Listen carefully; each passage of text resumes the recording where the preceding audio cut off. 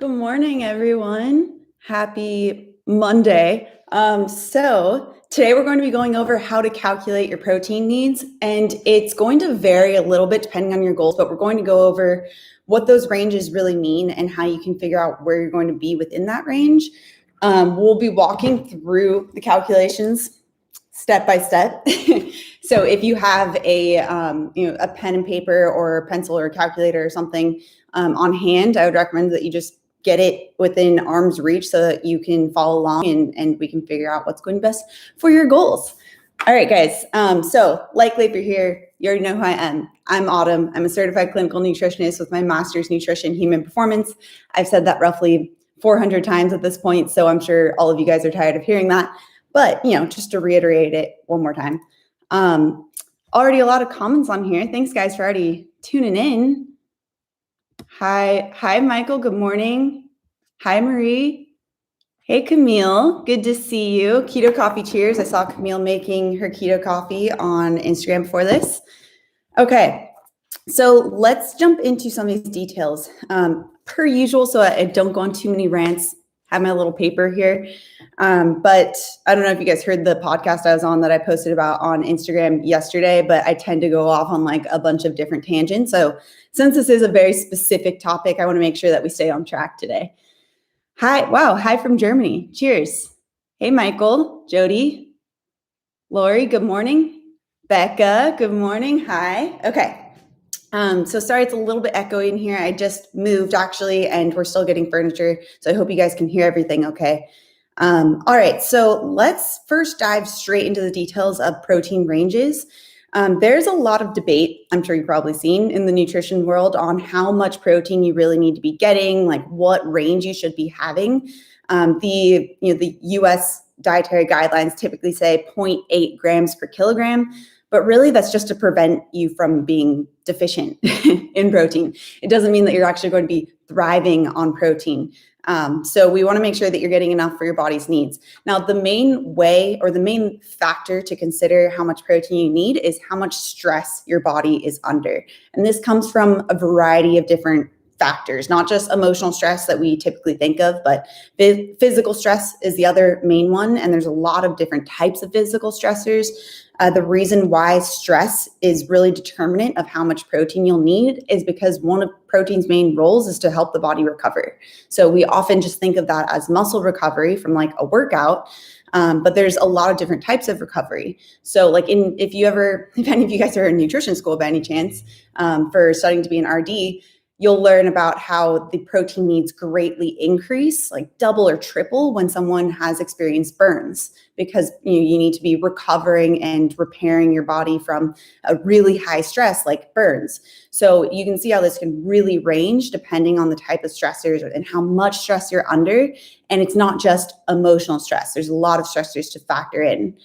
And I will be answering some questions as well. So if you want to throw them in the chat, then I can get to those either throughout or at the end. So just make sure you add those in the chat. Hi, Mary. All right. Okay, so remember, just throw the questions in the chat and I'll get to those too. So the main protein uses is that it's going to be a building block for a lot of factors within our body. Of course, just like our hair, our skin, our cells, our hormones. So whenever any of those areas are under stress, we need to be increasing our protein intake. But one other big factor that protein is most well known for is its body recomposition goals, rather the way it can affect our body recomposition goals. So it helps our body to retain muscle while also burning fat as fuel. It's just one factor of that. We don't want to only be eating protein. Otherwise, that can cause some issues as well, because we also need the fat component for achieving a weight loss goal. But it is the most important macronutrient when it comes to satiety. It's going to make you feel the most full. So if you're someone who experiences a lot of hunger, then definitely increasing your protein intake is a really big, important tool. But it's also really important for helping the body to retain muscle while losing body fat. So if you have a weight loss goal in mind, then that's something else that you want to make sure you're factoring in are these protein calculations. So this is all to give you an idea of how much protein you need, but I don't expect anyone to be measuring out how much protein they're having on a daily basis, just so you can eyeball it going forward, because most of us are actually consuming a lot less protein than we really need. And you'll see this when we go through and you're calculating your own protein. You'll see that you're likely a lot lower than what you really need to be having. All right. Oh, good morning, Kitty. Kitty is also very OG AMP. Okay, so let's get into that first range. So remember I mentioned 0.8 grams per kilograms. That's like the standard US dietary guidelines of what they will typically recommend, but that's really just to prevent you from starving. So what we want is to be optimized. So there's a ton of different ranges. And if you are under a high amount of stress, like if you've recently had burns, oh my gosh, wow, thank you for the super chat, Robert. Oh, #1 fan. I like the little emoji. All right, so if you had something like you experience burns, then that would be really high. You're looking at like 2 to 3 grams per kilogram. But for most people, I find that 1.2 to 1.6 grams per kilogram. I'm just going to put this as like the base, 1.2 to 1.6 grams per kilogram as the base of what we're going to be doing for our calculations. So, oh my gosh, my handwriting is awful. So 1.2 to 1.6 grams of protein per kilogram of body weight. So this is where the calculations first start to come in, because for most of my Americans, we don't have any idea how much we weigh in kilograms. I didn't really before this, before nutrition school, but it's something that is important for determining these calculations. So the first question you should be wondering, this was the first question I was always asking when I was in school, how do you determine where you're at in that range? And we'll go over how to convert, don't worry as well. So how do you determine where you're at in that range of 1.2 to 1.6? This goes back to what type of stress your body is under and how much stress it's under.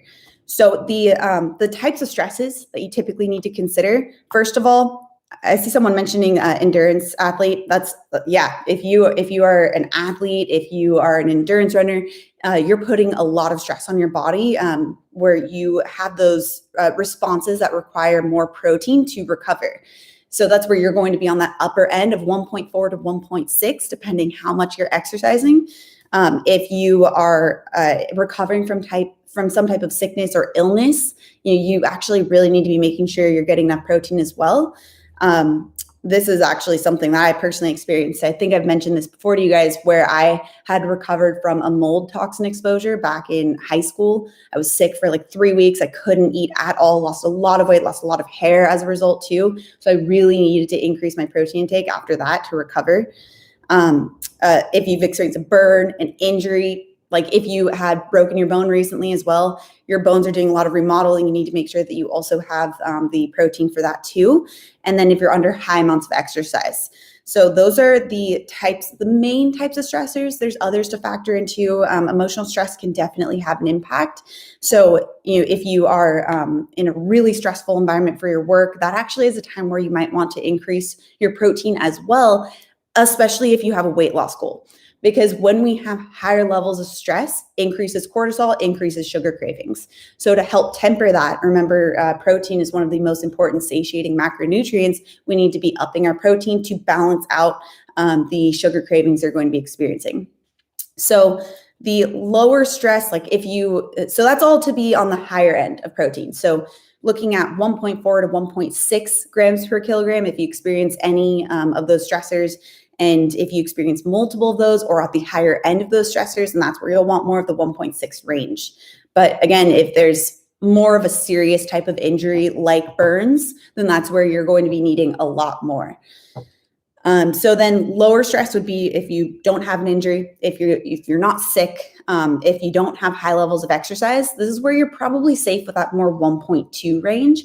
The one caveat here is if you are having difficulties losing weight, I have found it's a little bit better to be in more of that 1.4 mark, even if you are experiencing lower levels of stress on the body, just because most people have difficulties with decreasing cravings and increasing satiety. So that's a really good tool, at least to start off with in the beginning, is getting more to that 1.4 range.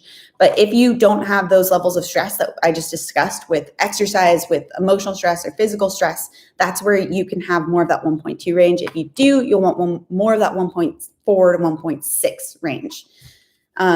Okay, so let's actually calculate. I know, let me see if actually there's some questions as well. Hi, Andrea, Amanda. Yes, we will convert into pounds.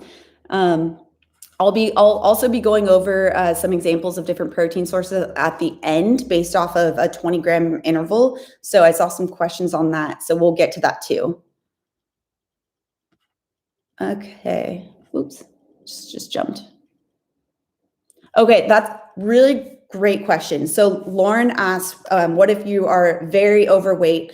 Do you still use your own body weight? This is actually a very, very good question. So this is actually something, if you are in above the overweight range and more in the obesity category, you'll want to make sure that you're actually using more of your ideal body weight versus your current weight. Because the current weight, that'll artificially inflate how much protein you really need to be having. So you'll want to use your ideal weight or your healthy weight right there, so that you can have the proper amount of protein and you're not having a much higher amount of protein, because it can be very difficult to eat that a much higher amount of protein in one sitting anyway. So it's better to work with more of your ideal weight than your current weight if you're in more of that obese category. Good question. Okay. So I see a couple questions on amount of protein or amount of carbs and fat. Today we're just going to be talking about protein. So maybe we'll talk about that in the future if you guys want to be talking more about that as well. So someone else is asking about training for an Ironman. That would be definitely a much higher level of intensity for how much stress is on your body, depending on how you're exercising, of course. But typically for the amount of exercise needed for training for something like an Ironman, that is something where you'll want more of that 1.6 range for protein. Okay, so let's get through these specific calculations. Does everybody have a pen? Okay, so I'm going to put this on the whiteboard. Is this flipped for you guys? Can you see this, or is that reading the right way? Let me know in the chat, because I want to make sure you guys can actually see this. Anyone? Okay, good. Great. All right, so remember, this is the range that we're looking for, the 1.2 to 1.6 grams per kilogram. If you are American and you need to convert this, all you have to do is take your weight in pounds and divide that by 2.2. So like, let's say here, weight in pounds divided by 2.2 equals kilograms. So here's the next formula to consider. So this is your weight in pounds. Like, let's say you weigh 150. That you're going to divide 150 divided by 2.2, and that gets you your kilograms. So let's just take that example of 150. I have calculator right here. So 150 divided by 2.2, that would get you to 68.2 kilograms. So that's how you take your pounds and you get it into kilograms. So if you guys are on the chat right now, if you have a pen and paper, if you're American and you need to do that conversion like I do, then do that real quick so we can go on to the next step. So once you have that, because remember, it's 1.2 to 1.6 grams of protein per kilogram of body weight.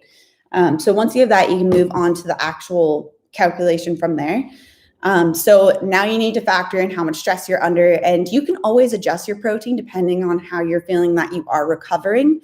So like, let's say you are an athlete and you start off at that 1.4 grams of kilogram because you think that, you're not under that much stress with your exercise. So you don't think you need that much protein.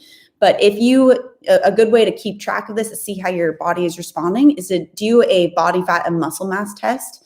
So if you find that your muscle mass is going down, especially if you're exercising when it should be going up, that's a really good sign that you need to bump up the protein a little bit more. So if you were doing that 1.4 range and you find that your muscle mass is going down or it's stagnant, and if you are putting your body under the type of stress where you need to be where you should be having some type of muscle mass gains, then that's where you'll want more of that 1.6.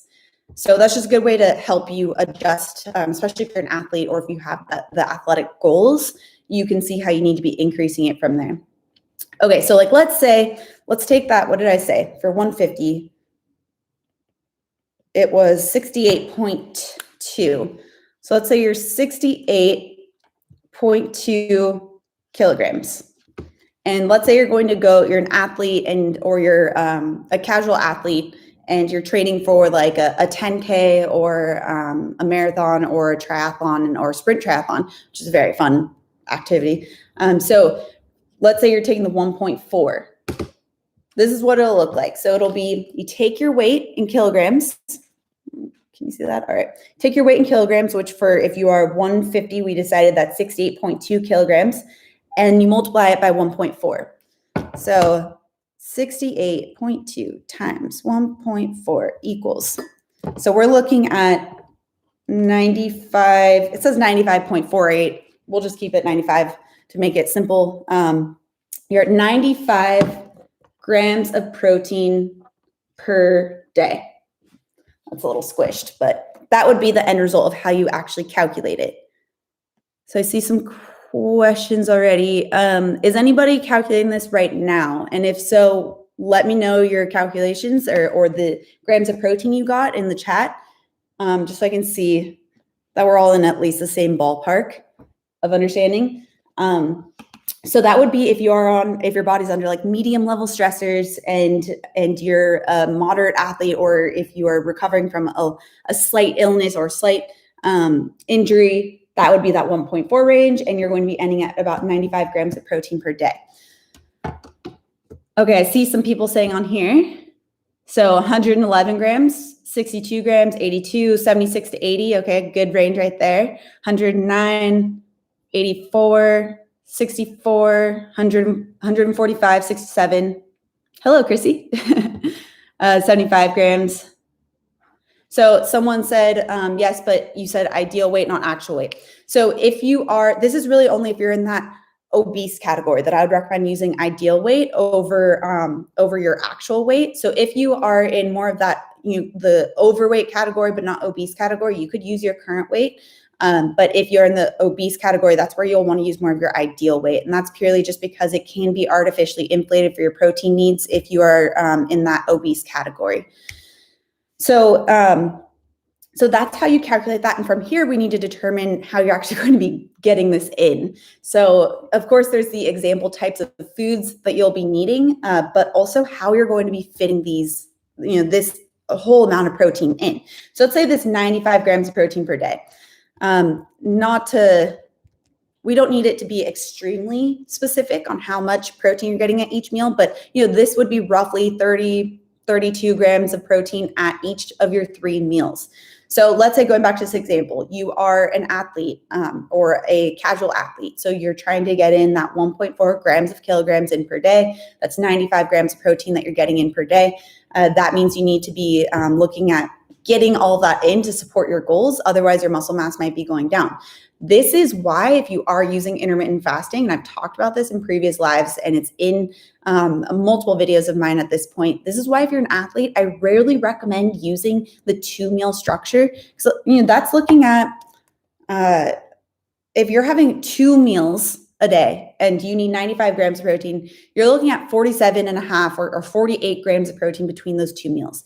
That can be very difficult to consume between those 2 meals because you don't want to be limiting the amount of protein you're getting in, especially if you're an athlete, but particularly just for anyone, because protein is something that we don't readily store. We store fat, we store carbohydrates to an extent, but we don't really store protein other than in our muscles. So we need to be getting this from our diet each day. So we don't want to be limiting this. And if you are an athlete where you might have a little bit higher protein needs, it can be pretty difficult to get that between just 2 meals or especially 1 meal a day. Very difficult because protein is so satiating. Okay, I see some other people sharing. So if I have 36 grams. Okay, so we'll get to some of these other questions at the end because I don't want to get sidetracked too much. But thank you everyone for sharing your protein amounts. Yeah, so I see a couple people saying like, this seems like a lot of protein. It probably is compared to what you're used to. A lot of people are used to consuming a pretty low amount of protein, which is why I've especially seen this with a lot of people who get breakouts. I personally used to get a lot more breakouts, and as soon as I got enough protein for my needs, a lot of those breakouts completely stopped. The only time that I'll really experience them is when I'm not getting enough protein. Because remember, protein is building block for everything within our body. There's even studies, and I've talked about this in a couple of videos in the past. I forget which one right now. There's even studies showing that protein deficiency can also lead to breakouts. It's a whole complex system why that would happen, but our skin is always reforming itself essentially. And not having enough of those tools to reform itself, tools, protein being one of them, that can also lead to breakouts, or acne. So, it is probably a lot more than what most people are consuming, but this is still, if you're using between that 1.2 to 1.6 grams per kilogram, this is still only going to be around 15 to 20% at most of your, daily intake regardless. Which even looking at the USDA guidelines where they are pretty inflexible, that's even within those USDA guidelines for protein intake. So although it might seem typically like a lot, it probably is a lot more than what you're used to consuming, but it's also something I've seen a lot of people just aren't getting enough for their needs. This is not by any means a high protein protocol. You can see online there's talk of 3 grams per pound. There's some people doing 3 grams per pound a day. So if you're like, let's say you weigh 100 pounds, you're looking at 300 grams of protein per day. That would be a very high protein diet. This is making sure you get enough for your body's needs each day. And of course, this will range depending on each person's goals, as you can see with just this range itself and with how much you weigh too. Okay, is there good and bad protein? That's a good question. So sort of, it comes down to the quality of the protein. There's a few factors that will determine if something's a good protein or a bad protein, but it essentially just means how much protein you can get out of that protein or how much you can use from that protein. It comes down to how much essential amino acids are in each different type of protein. One sort of limiting factor with a lot of proteins is the amino acid leucine. So whenever you'll see in studies, if you ever really want to dive into the weeds on protein research, you'll see that they'll determine how much leucine is in a different protein. And if it has a low amount of leucine, it means that it's not going to be able to efficiently be used as well. If it has a higher amount, which usually dairy products or meat-based products are going to have a higher amount, you're going to have a better ability to use that protein. So in the sense of good or bad protein, it just depends on how much protein you can really use out of that protein. And that essential amino acids, leucine, branched chain amino acids, those are some of the most common ones. Okay, so let's go on to, does that make sense, everyone, for the how to calculate it just within that given range? Because I want to go on next to just the types of proteins as well, but first coffee break. Okay, thank you, good content. Thank you very much. Yeah, even if you don't eat meat, a lot of great options. Actually, some of the best types of proteins are going to be eggs and dairy-based proteins. I have a video coming out soon on the best types of proteins for a smoothie. So I go into some more details on the really great benefits of using whey, namely that it has a pretty significant amount of tryptophan. I actually shared this study on my Instagram, if you guys saw it, on how the whey proteins has been associated with just improved sense of well-being and decreased stress because of that increased tryptophan. So they're definitely, you don't have to be consuming meat. I have a lot of clients who are vegetarian and they still use really great sources of protein from eggs and dairy sources. Which brings me to this. Actually, I need to grab my water. I don't like to keep my water next to my computer. I'm very scared of ruining my computer. Okay. So let's get into those examples. So I saw some people want to go back to how much protein everyone. Okay, so it's quite a range, as you can see. So scroll through the chat if you guys can real quick, see the range that people have of protein. It's really going to depend on your goals, the weight you're at and where you're at in terms of those stress levels. So by saying like, I'll often see this in a lot of like nutrition, like magazines or something. They'll tell you, oh, you should be having 20 grams at each meal. What is that based off of? Like, you can't really say that because each person has a different amount of protein that they need. They have different goals. They have different stressors that they have. So just saying like, oh, have 20 grams of protein at each meal, that doesn't make sense. So you really need to first determine how much protein you need and then go on from there to determine how much protein you need at each meal and how many meals you're going to be having. So you see there's like multifactorial components to this. Like an athlete, very difficult to be getting in enough protein just between those 2 meals. Doesn't mean it's impossible. It's just from my experience working with athletes, it's very difficult. Okay, so let's go to some of those protein examples. And if you guys have the complete intermittent fasting bundle, these will look pretty familiar because you'll see these pulled from the protein pages. So this whole breakdown of how to calculate protein is in the complete intermittent fasting bundle, one aspect of the AN nutrient timing, of course, the fat and fiber component as well as some starches. So you can check that out as well if you already have that. If not, it's also linked in the description below. Let's get into those protein examples. So after I just harped on the 20 gram protein example per meal, I'm just using this example of 20 grams. Like if you did have, let's say I saw someone put 58 grams of protein that you need per day, that's looking at roughly 20 grams per meal. So if you saw someone else said 105, 75, so divide that by 3 and you'll determine how much you need at each meal. Okay, so let's just give this 20 grams example. So if you did have 60 grams of protein needed per day and you're going to have a 3-meal structure, then you're looking at around 20 grams per meal. So with some examples would be chicken at 2.5 ounces, beef if you're having 85-15, so 85% or 15% fat content, then that's going to be about 3 ounces. And then salmon, 3 ounces, tuna, 3.5, eggs. So here's a little caveat if you are going to be using eggs. Eggs are actually a little bit lower in protein than you probably realized or had thought. And it's because they do also get packaged with a good amount of fat, which is fantastic. That's why it's like one of the most satiating proteins and one of the most bioavailable proteins actually too. So you actually pull quite a bit of protein from eggs. But I typically recommend if you're not sensitive to dairy, pairing eggs with cheese to help bump up the protein content of the eggs. So each egg is going to have around 5 to 7 grams of protein, depending on the size of the egg.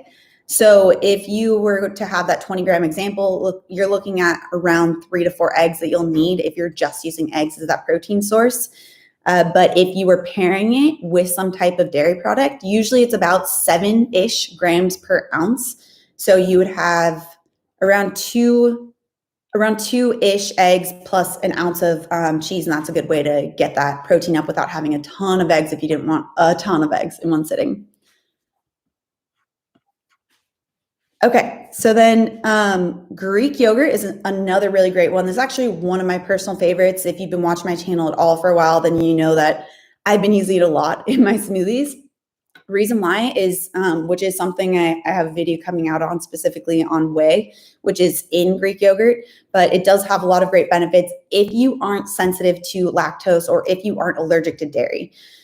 So that's where the Greek yogurt or fermented dairy in general is actually going to be a really great source of vitamin K2, which is hard to get from a lot of other food sources. You can get it from some, but fermented dairy is one of the best ways to get it. And vitamin K2 is crucial for heart health and bone health. So the reason why it's crucial for heart health is because it helps to direct calcium away from the arteries that can cause like calcification and heart disease, helps direct that away from the arteries and into the bones. So it's simultaneously making it so that you're decreasing your risk of heart disease while improving your bone density. So really good for both of those, vitamin K2, and that's in Greek yogurt. It's in other fermented dairy products as well, but Greek yogurt, 1 cup of it has about 20 grams of protein. So really great source right there. Really great vegetarian source if you are vegetarian. So both eggs and Greek yogurt, amazing sources of protein if you're vegetarian. For some of the more plant-based ones, let's talk a little bit about those. So you have a few options here. The one slight issue, which I've noted some people have said this in the chats, the one slight issue is that they tend to be packaged with quite a lot of starches. So this doesn't necessarily have to be a problem if you aren't sensitive to carbohydrates. If you already are pretty sensitive to carbohydrates and you find that you gain weight easily from carbohydrates, then you'll really want to try and optimize your protein and minimize the starches anyway. Again, something we talk about so much, especially in the advanced weight loss strategies in the bundle. But with a plant-based diet, you have a few options on where you're going to get a more concentrated source of protein that doesn't have a lot of the starches. So if you were going to have a protein source that has some starch, lentils would be one of the better options. This is if you aren't more carbohydrate sensitive or if you don't have a weight loss goal in mind. So this is very specific, but 1 cup and 3 tablespoons, 1 cup, 3 tablespoons will have 20 grams of protein. That's cooked. So that's going to be packaged with quite a bit of those starches as well. So it's probably not the best option if you are more sensitive to carbohydrates. Okay, Rainey said, how does age factor into this? Actually, that's a good question. So the thing about age, what they've actually found is that the older you get, the more your body starts to decrease the stomach acid production. And stomach acid is actually really important for breaking down protein and actually being able to absorb it. So protein is actually just as important the more we age, just might be where you need to start increasing or having more of the foods that will increase the natural production of stomach acid. So one of them tends to be apple cider vinegar. So that's something we've talked a lot about. I have a fairly recent video on my channel about apple cider vinegar and diluting that in water. So it's a good way to help bump up the stomach acid naturally a bit, but also making sure you're not consuming things that can dilute it too. So that's a good question, but you still need quite a bit of, you still need protein the more you age. It just can be harder to break it down due to the decreased stomach acid level. So it's important to help counter that too. Great question. Where was I? So going back to some of those more plant-based options. Hello from Compton. Hi, Derek. I feel like I've seen you in the chat before. So I didn't see this, but I see someone talking about kidney disease. Yeah, so there's a big misconception that higher amounts of protein causes kidney disease. There's actually a study that refuted this and found that it wasn't actually causing protein wasn't causing the kidney disease. But if the kidneys are already diseased or they're already malfunctioning, that's where lower protein is important. So this is where you can really get into the weeds on adjusting the protein intake. This is something that if you are studying to be a registered dietitian, they do this in extensive detail on calculating how much protein depending on the various disease states. But just with protein in the kidneys, protein doesn't necessarily cause kidney disease. That's not what will happen. But if the kidneys are already diseased, then that's where the protein does need to be lower, because protein could stress the kidneys further if it's already in a malfunction state. Okay, good questions in here, guys. I see a lot. Okay, wait, what about soy products? Okay, that's what I was about to get to. So now we get into some of those plant-based options that are more whole or more complete or more dense sources of protein. So in that video that I mentioned that's coming out, I think this week or next week, I do talk about the pros and cons of using soy. So obviously the pro is that it is going to be a plant-based option that is a complete source. But it is going to be about 85% lower in essential amino acids, and I believe it's 125% lower in branched chain amino acids. So remember I talked about the quality of protein coming down to how much protein you can actually use from that. And the essential amino acids is one of those big components, because those are the proteins, or the amino acids rather, that we can't make. We need to be getting from our food. So with the with something like a tofu, for example, being 85% lower in the essential amino acids, it's not as good or as high quality of a protein as some of these other protein sources. But if you're on a plant-based diet, it's better to get some type of complete protein than not. So going back to these plant-based options, if you are going to be using soy, I typically recommend just opting for the tempeh option or tempeh. I always say a lot of foods wrong like this, and then I'll get people making fun of me. But tempeh or tempeh is a fermented soy product, so it at least decreases some of those anti-nutrient components that can be a negative side effect of soy. So that's a better option to be using if you are more plant-based. So this is going to be about 3.5 ounces for 20 grams of tempeh.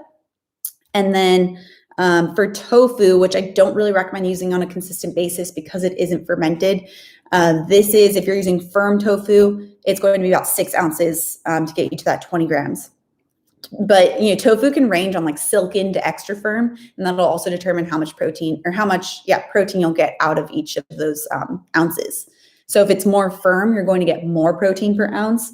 But if it's not as firm, if it's more silken, then you're going to be getting less protein per ounce.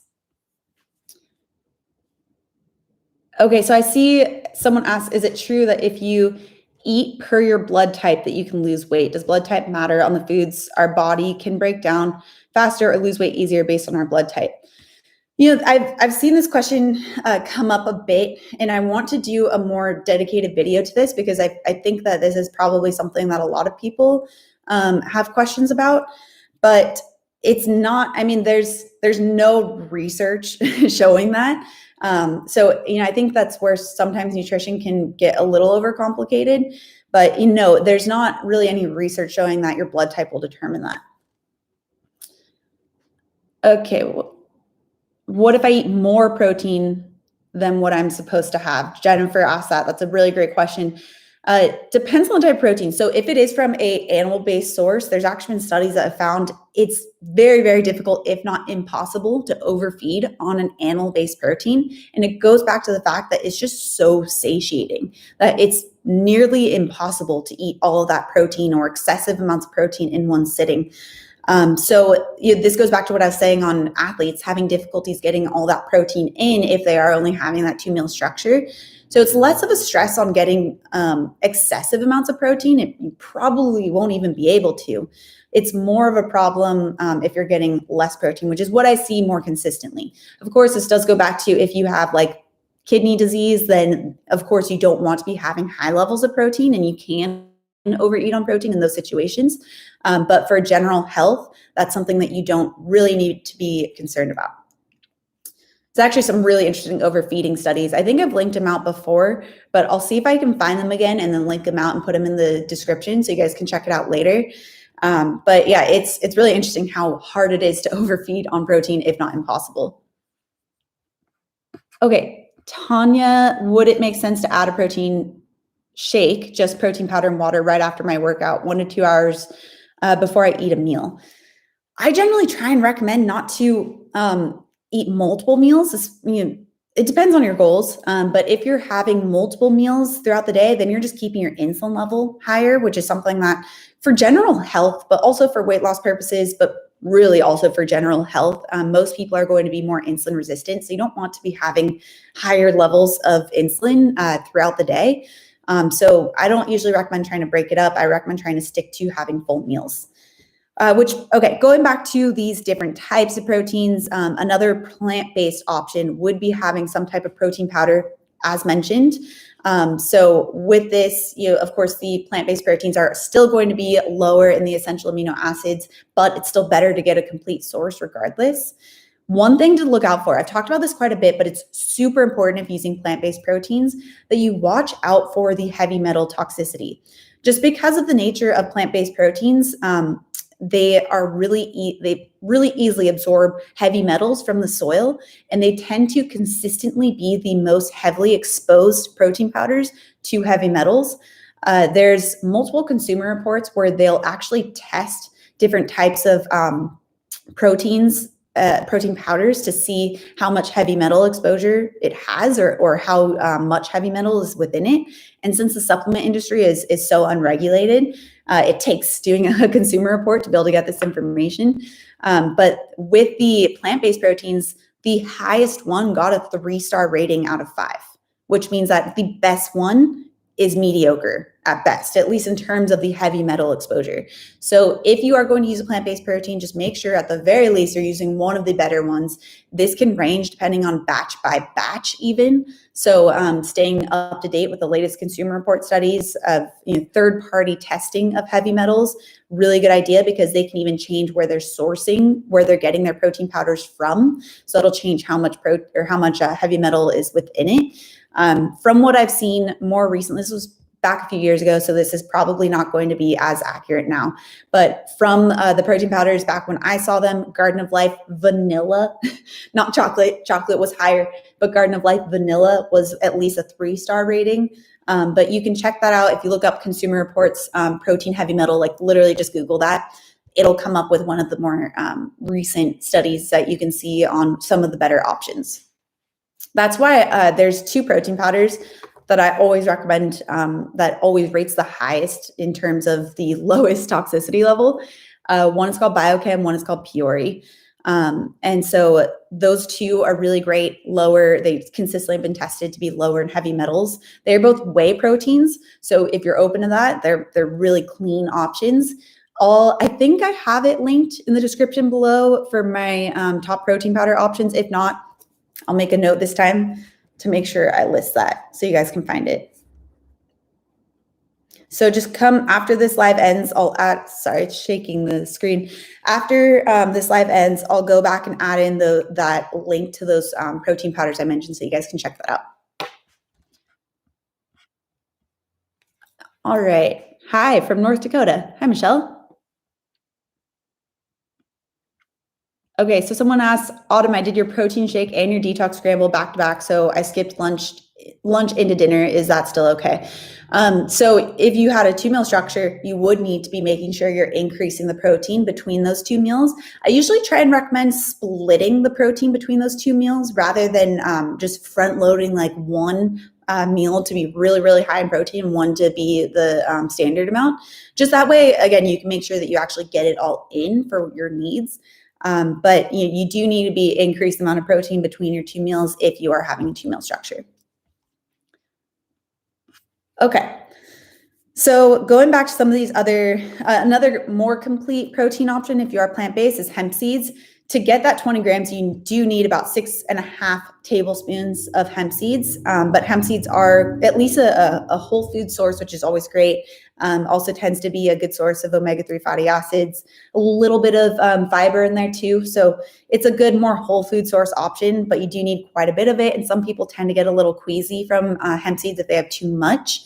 So you can just experiment with your range on what you can tolerate. You can always pair these proteins together too. So like, let's say you are vegetarian, but you want to have some plant-based proteins in there. You could always do like half a cup of the Greek yogurt and 3 tablespoons of the hemp seeds to get you to that 20 grams. You don't need to just be relying on one of these protein sources at any given meal to be getting in the protein for your needs. So going back to some of those other more whole food sources of protein, this is really hit or miss with people. I love it. My fiance hates it, like can't even look at it. But one is cottage cheese. I like it. He doesn't. So around 3/4 cup-ish, a little bit more, is going to be about 20 grams. So you can actually, have like a cottage cheese bowl. This is what I had yesterday with like a low sugar berry. You can top it with some other nuts and seeds to get the fat content up a little bit more as well. And that can be a whole meal in itself. So don't eat things that you don't love. I love cottage cheese, but my fiance doesn't. So I'm not going to force him to have it. Otherwise that wouldn't really work long-term. But just know that there are a lot of different options outside of meat, fish, eggs. So you actually can still get quite a bit of range here. I already mentioned lentils, shrimp, just another random one on here, about 3 ounces would be 20 grams. So remember, the key thing is just to make sure you're getting enough for your needs. So you're splitting that number, that total number we discussed. Like if you are 68.2 grams or kilograms, then you're going to want around a middle ground number, around 95 grams of protein per day. So you take that, divide it by 3, and put it between those 3 meals. I need to sit. Can you guys hear how scratchy my throat gets? From talking fast. I realize that.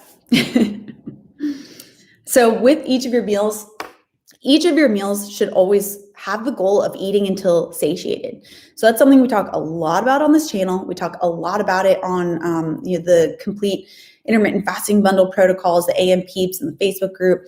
So you really want to be making sure that you're getting enough protein at each of those meals as well. So you're actually eating until satiety and not just front loading one of your meals with a lot of protein and then not have enough protein at the next. That's not going to be really sustainable because it's not going to allow you to feel fully satiated from that meal, because protein is the most important macronutrient when it comes to satiety. The next most important being fat, because of course those work hand in hand together to make you feel full and satisfied by stimulating the satiety hormones peptide YY and cholecystokinin. So that's why I always recommend centering each of your meals around a protein source and making sure that it is split between your needs, depending on how many meals that you are having. If you are an athlete, remember, probably a 3-meal structure is going to work best just so you can get enough protein in. If you don't need as much protein, if you are on that lower end of that stress level, you could play around with having that 2-meal structure, and that should work. If you go back to, I think it was the intermittent fasting schedule, I believe it was my last live stream before this one. So that would be a good one to help pair this information with protein with how to actually schedule your meals, especially if you are using intermittent fasting or if you are using the complete intermittent fasting bundle. So that would be a good pairing right there to make sure you're getting enough for your needs. Okay, so I want to make sure I answer some more questions here. Carlos said, sticking to whole foods for protein. Thanks, Autumn. Yeah, that I've been doing that as well. But if you prefer a protein powder, you can still do that. Just make sure you're looking for a higher quality source. If you guys are just joining in and you missed me talking about the protein powder and heavy metal exposure, just jump back about 10 minutes into this talk and you'll see how it's really important to make sure that you're looking out for the quality of the protein powder you're using and how to determine that. Okay, what would be causing me to be able to gain muscle but never decrease body fat when a good diet and working out? When on a good diet and working out about 3 to 4 times per week, would this mean too much protein?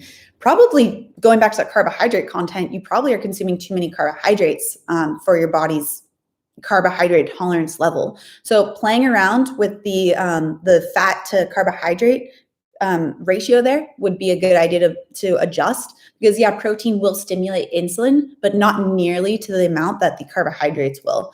So protein helps to protect your muscles, but if you're also keeping insulin high with the higher amounts, especially if you're using like the refined carbohydrates or sugars, then that's where you're going to have a high amount of insulin, and that's where it's going to be really hard for the body to tap into fat burning. So there's actually been studies, and I think it was one of my recent live streams I talked about this, but where intermittent fasting was specifically found to really help use fat as fuel. And it's because it keeps insulin on that lower end for a significant amount of time. So if you pair that with your types of foods that you're having too, that way you can just better optimize your body being able to utilize fat as fuel while still helping to protect your muscles. Again, something huge, especially the A and nutrient timing that's in the complete intermittent fasting bundle really covers this in detail and the types of foods you can use. So definitely, if you're having issues with that, make sure you check that out in the description below. Okay, someone asked, is collagen okay instead of protein powder? Very good question. Collagen is not a complete protein. So when looking at this number of like the 95 grams of protein per day, you want to be looking at the types of proteins that have essential amino acids and contains all of those essential amino acids. When determining that, collagen doesn't fit the bill, but you want to be looking at more of these other proteins we went over. So of course, really any dairy product, any meat product, you're safe knowing that you are getting all of those essential amino acids. The fermented soy products, hemp seeds, those are other protein powder typically as well, unless it's just a really bad protein powder and they're not covering their bases. That's a good way to determine it too. But collagen itself should be seen more as a supplement than it is a an actual protein source, a complete protein source, because it's not a complete protein source. But it doesn't mean it's not good. It's still a really good option to have. It does have a lot of other really great benefits, but it's not a complete protein source. Okay, so someone says, what would you say is a better, Carolina asks, what would you say is better? A longer window that allows for more protein / 3 meals that are more spaced out, example 12 hours, or a shorter window that allows for more fasting and gut rest? It's a good question. So if you are experiencing a lot of GI upset, if you have high amounts of bloating and that's more of your priority right now is just really making sure you can clean out your GI tract, you might want to allow for just at least making sure that fasting period is optimized if you can only get that 12 hours.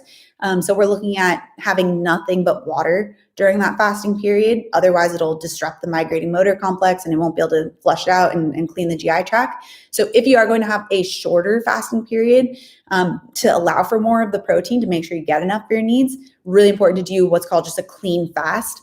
If you don't have the GI concerns and you're looking for more of weight loss, and you can still use something like keto coffee because that won't spike the insulin. But yeah, if you are looking for more of gut health and you are using the 12-hour, just make sure that you are having just water. Great questions in here. So Patrick asked, personally, I don't think people need protein from meat and animal products at all. You can get sufficient amounts from vegetable sources. So you can get protein. That's absolutely true. The problem comes down to essential amino acids and how much essential amino acids you can get. It's a really great book that kind of covers, if you're really interested in the weeds on this topic, on pulling different types of proteins and how your body actually metabolizes those and uses those amino acids and the best types of proteins for our body. There's a really great book. I'm going to write a note for myself. I'm forgetting the name of it. I think it's like Finding the Perfect Protein, but it goes over a lot of the weeds on this topic on how you can actually see what types of proteins are going to break down the best to be used best by the body. So I'll put that book in the description after this, and so you guys can check that one out. I'm so glad I actually brought a pen this time. Learned that from the last few live streams. Oh, Carolina, thanks, Autumn. You're awesome. Thank you. Okay. Thoughts on bone broth protein. From what I understand, bone broth protein is not a complete protein source because the main protein is going to be from collagen. That's the whole really great thing about bone broth is that it is rich in collagen and in glycine, so it's awesome. But from what I understand, it's not a complete protein. So that's where you want to make sure that you are still getting a complete protein source. Okay. Okay, so Kim is asking, hopefully this live vid will be available for viewing later. Yes, it will be. So it will just be on my regular page, so you guys can check that out. What is the best diet plan to pair for intermittent fasting? I mean, shameless plug, but complete intermittent fasting bundle, link down below. Okay, unsweet. This is a little off topic, but unsweetened herbal teas are okay during your fasting period. Yes, absolutely fine, as long as it doesn't have anything added into it like sugar. Can your fasting period happen during your sleeping hours? Absolutely. If you're not eating anything while you're sleeping. Some people do that. My brothers do that. He used to sleepwalk and just eat out of the fridge. So as long as you're not doing that. So Miranda is asking, so can you mix the bone broth protein with Greek yogurt? Yeah, so you're basically looking at kind of like the collagen, pairing collagen with Greek yogurt, viewing it more as a supplement rather than the complete protein. So you still want to always start off your meal with making sure you have all the protein you need. Remember, I'm going over these numbers. I rarely go over numbers because outside of protein is not the numbers that are going to determine how much of the food intake that you'll be needing. But this is to give you an idea of how much protein you'll be needing. So just by doing these calculations once, seeing roughly what you need and how much you need at each meal and understanding where these different proteins will be coming from and what it'll look like, that way you can just kind of eyeball it from there. We're not meant to be taking out the kitchen scale and weighing every single ounce of chicken breast that you're having, or ounce of cottage cheese that you're having, if you like that. I do. But we do need to be able to have an idea of how much protein we need. And using these numbers can at least be a good way to just make sure you understand that. Oh, thank you, Rainey. Thank you for the super chat. Thanks for all the info. Nerd emoji. I love it. Okay, so someone's asking, if I am at my ideal weight, will your cookbook be enough to maintain a good intermittent fasting protocol? Yeah, so a lot of the recipes give you a baseline of about 4 ounces of protein, which will be depending on which protein you're choosing. So if you look at like chicken, 2.5 ounces is going to give you 20 grams. I have to do that quick math. But you're looking at closer to about 30 grams protein at each meal. Which for a lot of people should cover your needs, but you might need to slightly increase that depending on where you're at. So you can always just slightly adjust it. So slightly increase your protein for each serving. If you are, like, let's say at the higher end, if you need 120 grams of protein per day and you need to be having 40 grams of protein per meal, you can adjust that by 1 to 2 ounces.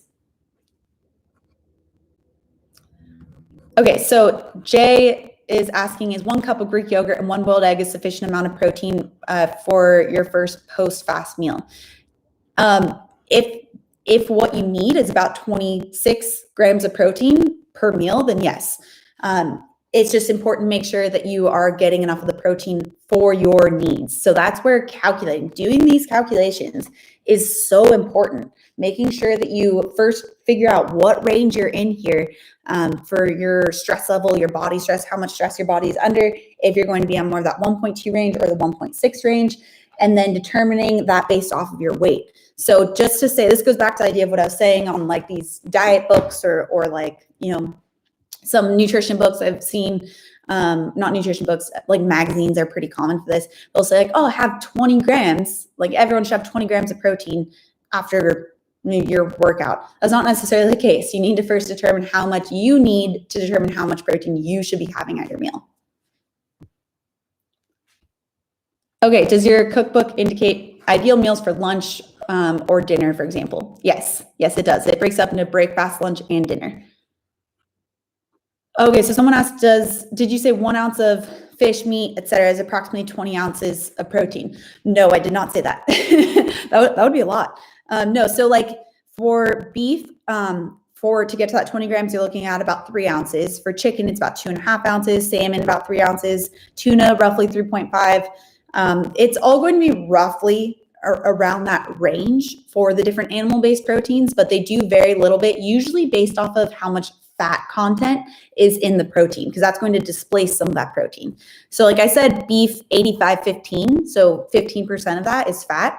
If you were to get like a really lean grind of the like ground beef, if you're getting like 93.7, where only 7% of that is going to be from fat, the protein is going to be a little bit higher. So usually the fat content will dictate roughly how much protein is going to be in it or how dense a protein it is. Which is why, going back to the eggs are not a super dense source of protein, because it's also a significant source of fat. So it's kind of like a good rule of thumb is that the more lean something is, the higher in protein it is. So like chicken breast, 2.5 ounces versus the 85-15, 3 ounces. But you generally don't want to just have a super lean source of protein. There's a reason why a lot of these protein sources are also packaged with fat. This goes back to something called rapid starvation. I've talked about this before in a couple of my videos a while back. I'll see if I can find it to go more in detail there. But yeah, you can determine typically if your animal-based protein will be more rich in protein if it's going to be more lean. So you might need a little bit more, like let's say the tuna versus the chicken to get your protein needs because tuna is going to have a little bit more fat typically. Longevity experts prescribe a bit less protein than you do. Depends which longevity expert you're looking at. There's a lot of information out there, but especially with protein, a lot of those studies that you'll see on protein being evil is usually based off of what's called epidemiological studies, or studies of just populations where they're trying to see patterns. If you are in stats or science at all, you know that there's no way to draw a cause and effect relationship between those types of studies because it doesn't have a cause and effect. You can't say that just looking at something without applying a treatment that it's going to have that effect. So, mixed bag, but just make sure you're always looking at where that information is coming from, and if it's from an epidemiological study. If it is, it might be a good way to direct future research, but it can by no means say cause and effect. Oh, Jennifer, excellent. I don't think you talk too fast, either that or I'm used to it. Maybe you're just used to it. But thank you for that. Oh, love your new crib, Roxy. Thank you for noticing. Just moved in, finally out of my 300 square foot little flat. So it's nice to be in someplace a little bit bigger. Okay, let's see if there's any more questions. What if you get full before you can finish your meal and miss out on the rest of your protein intake? Really good question. So this goes back to the idea on the meal frequency. You'd first need to determine how many meals you're at. So like going back to that 2-meal example, if you're having 2 meals and you can't get to that point where you're eating enough protein for your needs with just those 2 meals, it's where it would be a good idea to switch that 3-meal structure. So adjusting how many meals you're having per day based off of also your protein intake is really important. Okay,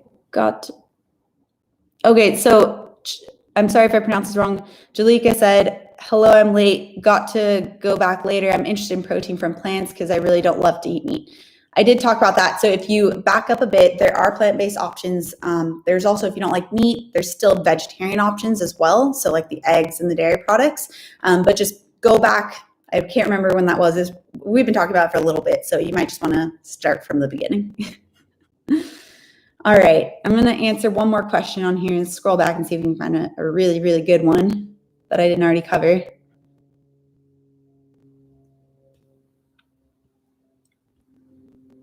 So this is just a quick one. Can you mix different animal proteins in a single meal? Yes, you can. Just like what I was talking on, if you wanted to mix plant-based and animal-based, you can do that too. So you can definitely get a mix of different types of proteins.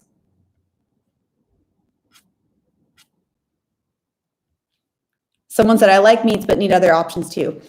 Go back to what I was referring to. If you go back a little bit, there are plant-based options. There are vegetarian options. I discussed all those a little bit as well. Oh, thank you so much. John said, want to let you know I'm enjoying learning from you. Thank you. In another life, I think I was a professor, or maybe I'll just be that later in life. Okay, here's a good question. So is breaking your fast with a smoothie an okay thing? Yes, it is, if you have all those components that you need for a meal. So I did a smoothies mistakes video a while ago. I also have a couple other videos on smoothies, and one of the most common mistakes I see is that people do just a fruit smoothie. So a fruit smoothie is not going to contain just the fat and the protein. It's only going to contain maybe some fiber, but really not even as much as if you would include what I like to call fiber fats. So like fats that are rich in fiber, like chia seeds or avocado or flax seeds. But also the amount of protein. So that's one really big component, in addition to the fats that needs to be added in if you're going to be having a smoothie as your meal. So, I love using Greek yogurt. Going back to the cottage cheese example, hit or miss with people, but a lot of my clients really like to add it in as a good way to make your smoothie rich in protein, but also a little bit more thick. And then one thing I also forgot to mention too, if you aren't a fan of dairy, but you are open to vegetarian options for a protein powder, there are egg-based protein powders. They don't get as much attention, probably because they don't sound as like sexy as like whey or plant-based, but it still is a good option there too if you aren't sensitive to eggs and you want a more animal-based one, but not a dairy product. There are egg-based protein powders. I believe the one I've seen that might be a better one, I'll have to double check on this, so don't quote me, but I believe Naked Egg is one. Let me double check that though, and I'll still link out that protein powder blog post as well so you guys can check it out. And I forget my train of thought, but I got distracted by a question. Thoughts on quinoa as a good source of protein. It is technically going to contain some complete protein, but just like with the lentils, it is going to come packaged with a lot of starches. So it depends on your carbohydrate sensitivity. Are you more sensitive to carbohydrates? Does your body produce more insulin in response to carbohydrates than others? If so, probably not a good option for you, especially if weight loss is your goal. And I wouldn't likely recommend quinoa as a sole source of protein because you'd have to have quite a bit of it to get enough for your needs. Oh, thank you, Allie. I just discovered your channel and I'm already loving you. You're beautiful. Oh, thanks. Intelligent and humble. I guess I just countered that humble part. Difficult to find people like you. Thank you so much, Allie. It's really nice to see all of you guys on here and wanting to hang out for an hour talking about how to calculate your protein needs. This is awesome. So I've talked about this in the past, but I will be having monthly live streams now. Really like doing those all throughout January for the January challenge. But during challenges, so the next one will be coming up in March. So stay tuned for the details of that. In fact, if you aren't subscribed to my email newsletter, it's just a once a week free email newsletter that I share a lot of good free information with. I have the details for that in the description below, but that's also where I typically announce the challenges first. So I do have one coming up in March. The specific date is TBD, but during the challenges, I also will be going live weekly. So during non-challenge times, I'm going to be going live monthly. During challenges, I'm going to be going live weekly. So that next one is coming up soon. Make sure you subscribe to the newsletter. The free newsletter comes out on Mondays. That's where you'll get the latest information for when the next challenge will be. But this is protein. All of this that we went over, one really important concept for achieving your goals, but it's not the only thing. So remember, I mentioned this is probably going to be only about 15 to 20% of your daily intake. There's still the fat component. There's still the non-starchy component, the non-starchy vegetables. There's still, depending on your goals, some amount of starchy carbohydrates. This is just one aspect, but it is so important to be getting enough for your goals, for longevity, for making sure your body has enough of those building blocks to rebuild itself. So this is just one aspect, but it's a very important aspect. And this is often, a lot of my clients have mentioned this, that just making this one change, they've seen a lot of progress, but it still is one important aspect, not the whole picture. I'm not saying just eat lean chicken breasts all day. That would lead to something called rabbit starvation. So you don't want that, especially something lean like chicken breast. But it is important to be making sure you're getting enough. So I have not at all decided what next month's live stream is going to be about. This was all based off of what you guys were asking. So if you guys at the end of this live stream could comment below, let me know what it is that you want to see for next live stream, and I'll make sure we cover that. I really like this format where I have like the shorter videos for the just quick and easy information to understand. But it's also important to have these like longer videos where we can go over something a little more complex like this. That way it's just, we're covering all our bases. So I want to know what you guys want to know about. Oh, Camille, get the IF bundle, life-changing. Thank you. a lot of information in there, a lot of recipes as well. So it's definitely a good option. Link down the description below. But let me know what you want to see in the next live stream, and I'll make sure to cover that. I want to make sure it's something that most people want to know more about, because I could go on rants on very specific items, but I want to make sure we can cover what a lot of people like to hear about. So it's not just me hanging out in a live stream by myself. All right, guys. Well, thank you so much for tuning in. I will have my next live stream to be announced coming out in March. I also have the spring challenge, which will probably be a 4-week intermittent fasting challenge starting in March as well. So make sure to check out the free newsletter in the description below so you guys can stay in touch on when that will be. I only send one email a week. I promise I won't spam you, but it's mostly just keep you in the loop and to give you some more free information that you can use. So let me know what you want to see.